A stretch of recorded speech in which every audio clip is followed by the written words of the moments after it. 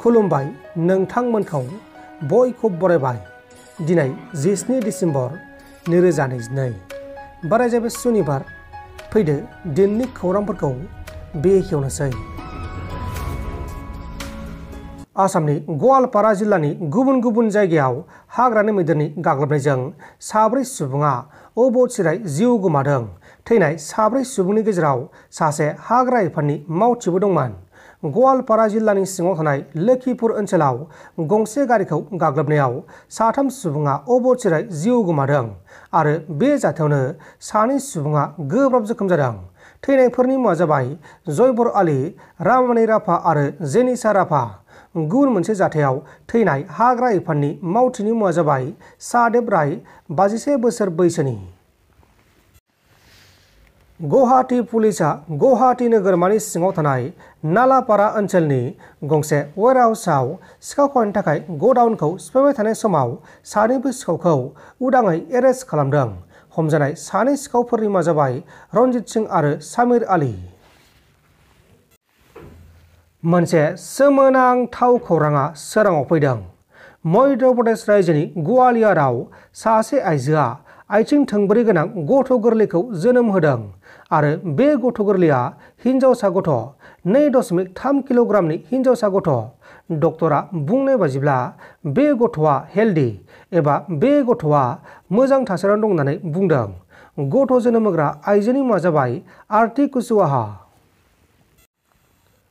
उदालगुरि जिल्लानि सिङाव थानाय टंला कलेजाव बनसुनि हेफाजाब होनाय बिजाथिया देरहासार जानायनि उनाव दुंहाव थासारि सोमजिदों।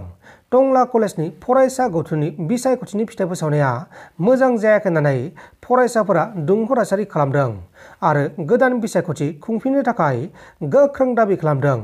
बे फरायसा गथ'नि बिसायख'थियाव बनसु आफादजों हेफाजाब खालामजानाय बिजाथिया गाहाय नेहाथारि महरै देरहासार जादोंमोन। नाथाय माखासे फरायसाफोरा बे बिसायख'थिनि फिथाइ फोसावनाया आयेननि बायदि जायाखै होननानै खुद्रि सारदों। ग्लब ग्लब गोदौबाय थानाय थाव गुदुंजों सारलानानै होदों। राजस्थानाव सासे सुबुङा गंसे प्राइभेट फाइनेन्स कम्पानियाव खामानि मावग्रा 2 मावथिखौ EMIखौ कालेक्ट खालामनो थांनायाव थाव गुदुंजों इनाय सारलादों। रिपर्टनि बायदिब्ला सुरेन्द्र स्वामी मुंनि सासे सुबुङा फाइनेन्स कम्पानिनिफ्राय लन लादोंमोन। उनाव फाइनेन्स कम्पानिनि कुलदीप आरो नवीन कुमार मुंनि 2 मावथिया बिनियाव EMIखौ कालेक्ट खालामनो थांनायाव बे जाथायखौ इनाय खालामदोंमोन आरो 2 मावथिफोरा गोब्राब जोखोम जादों। बे समाव जोखोम जानाय 2 मावथिफोरखौ फाहामसालियाव फाहामथायनानै जाथायनि सायाव पुलिसआ केसखौ लानानै सुरेन्द्र स्वामीखौ नागिरगासिनो दङ, मानोना सुरेन्द्र स्वामीया जाथायखौ खालामखांनानै खारखोमानानै दंमोन। मोजां मोनलायनायनि मोनसे गिथाव बाथाव जाथाया सोराङाव फैदों। केरालानि तिरुवनन्तपुरमाव सासे 46 बोसोर बैसोनि दुथां सुबुङा गावजों लिभिं रिलेशनशिपआव थानाय सासे सिख्लाखौ गोबौ आसारजों दांख्लाब सुख्लाब खालामनानै इनाय बुथारदोंमोन। उनाव पुलिसआ बे जाथायखौ खौरां मोननानै दायनिगिरिखौ एरेस्ट खालामदों। हमजानाय दायनिगिरि दुथांनि मुङा जाबाय राजेश आरो थैनाय सिख्लानि मुङा जाबाय, अदेबानि बुथारजानाय सिख्लानि मुङा जाबाय सिन्धु। राजेश आरो सिन्धुजों थांनाय 12 बोसोरनिफ्रायनो खौसेयै थायोमोन। अनलाइन गेम गेलेनानै गोबां सुबुंफोरा गावनि जिउखौ गावनो फोजोबनांगौ जायो।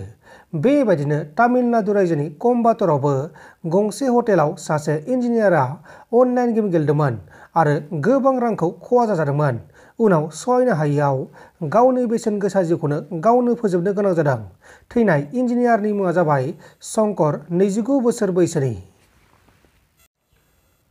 आसाम पुलिसआ आसामाव सासे मस्ट वान्टेड जाना थानाय गान्दा बुथारग्रा गान्दा फलानखौ गोलाव समनि उनाव एरेस्ट खालामनो हाबाय। हमजानाय गान्दा फलाननि मुङा जाबाय आब्दुल मतिन। आब्दुल मतिनखौ दरं जिल्लानिफ्राय पुलिसआ एरेस्ट खालामदों। दा बेखौ एरेस्ट खालामनानै जोबथेसालिसिम दैथायहरनाय जासिगोन।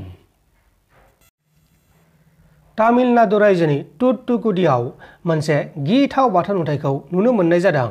सासे सुबुङा गावनि बाइकआव जिरायबाय थानाय समावनो गंसे खारबाय थानाय ट्राकनि दिरुङा ट्राकनिफ्राय ओंखारबोनानै बे मानसिनि गोदोनायाव नांथानानै बे मानसिया ट्राकजों ससे लांफाजादों आरो बेफोर गासिबो जाथाया सीसीटीवी केमेरायाव रेकर्ड जादों। नाथाय बे मानसिया थैथारासै। बे समाव बे मानसिखौ फाहामसालियाव फाहामथायगासिनो दङ आरो बेनि मुङा जाबाय मुत्तु। नोंथांमोन दासिमनि माखासे खौरांफोरा बेखिनिनोमोन।